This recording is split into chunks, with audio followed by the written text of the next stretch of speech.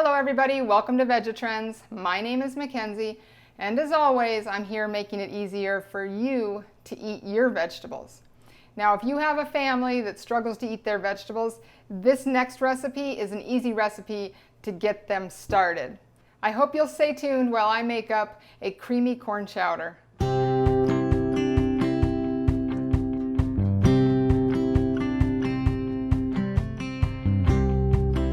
So anyway, today I am making up one of my favorite soups, and that is a creamy corn chowder.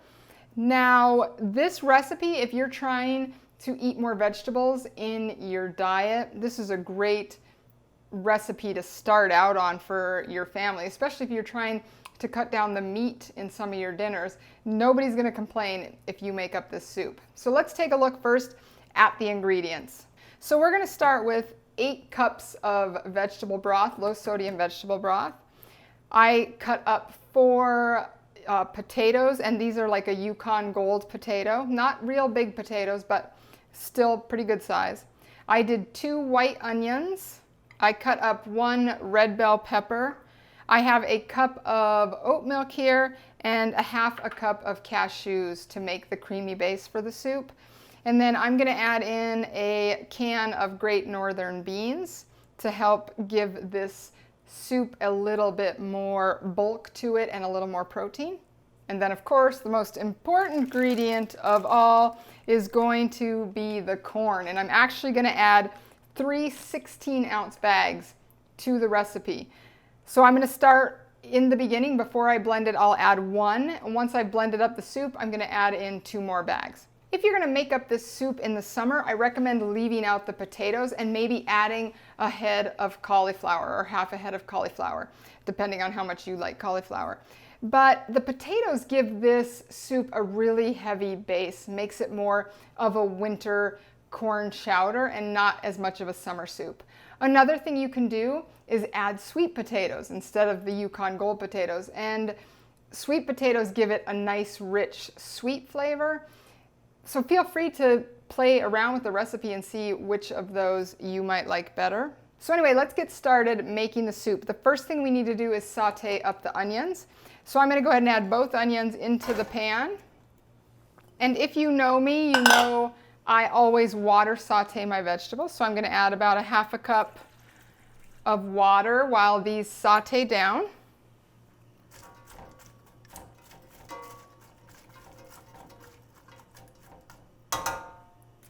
So we'll come back in about 5 minutes when these are softened up. Okay, so my onions now have a nice translucent look to them. We are going to add in most of the rest of the ingredients at this point. So we're going to do all the vegetable broth.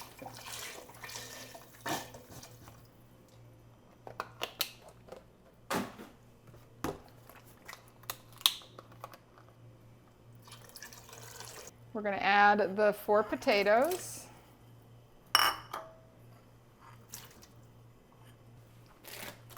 We're going to add 1 bag of corn.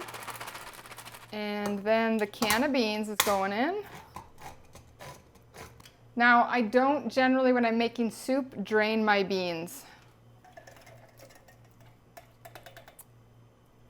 I think if you're using a regular can of beans that has salt in it, you probably want to rinse your beans to help cut out the amount of salt you're getting.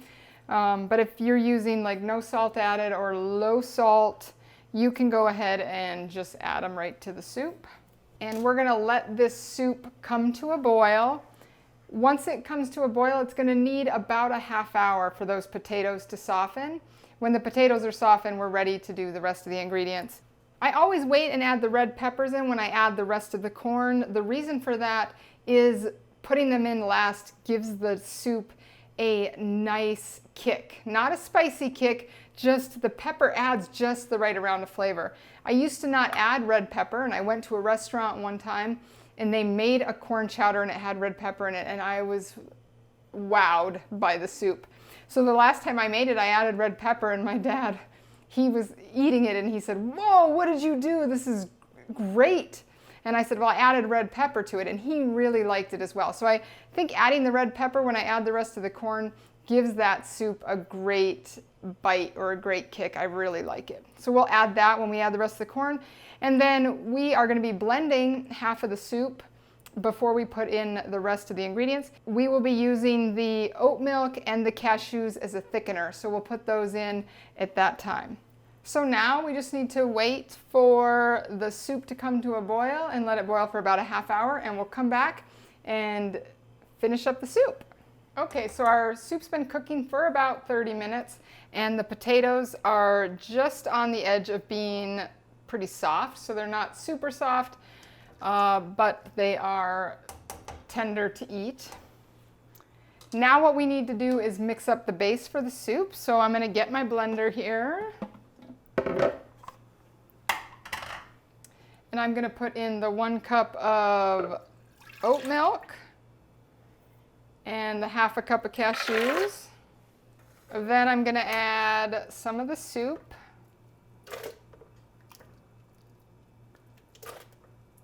Okay, so now in the blender is my oat milk, my cashews, and about 6 cups of the soup, maybe 7 cups.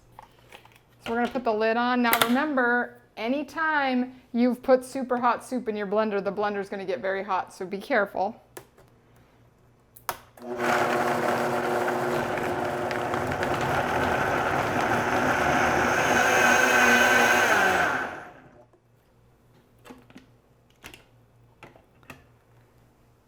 So be very careful when you remove the lid. Sometimes it spits a little bit. So now you can see I've mixed up half of this soup. It's got a very creamy base to it now. And all we're going to do is dump this right back in the pan.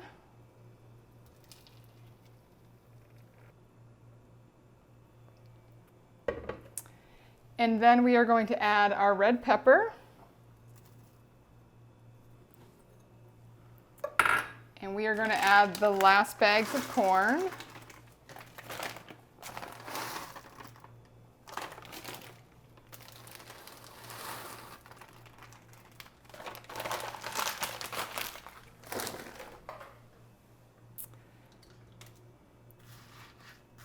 And what we want to do now is, because that corn is frozen, is just let the soup get hot again. It doesn't take very long, maybe 5 minutes. Okay, so my soup has now had about 5 minutes to come back up to temperature. We're going to go ahead and fill a bowl.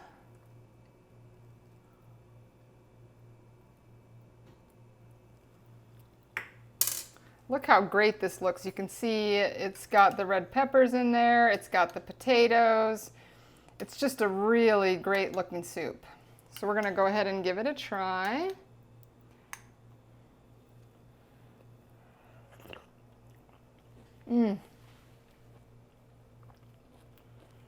Seriously, one of my all-time favorite recipes. I love this soup.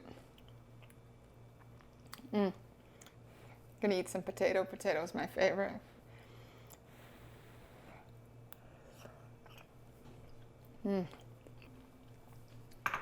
This soup is such a simple soup with a nice set of flavors. That red pepper adds just the right amount of kick. Well, I hope you enjoyed watching me make my creamy corn chowder today. And I'm going to tell you, this is absolutely my family's favorite soup. So I hope you will make it up and give it a try, because I know your family will love it too. This concludes my week of using corn and teaching you about corn. Next week, I think I will focus on black beans, because I want to make up my black bean soup, which really is a treat, and think you will enjoy it. I know we always do. Again, my name is Mackenzie, this is Vegetrends, and as always, I'm working hard to make it easier for you to eat your vegetables. Talk to you soon.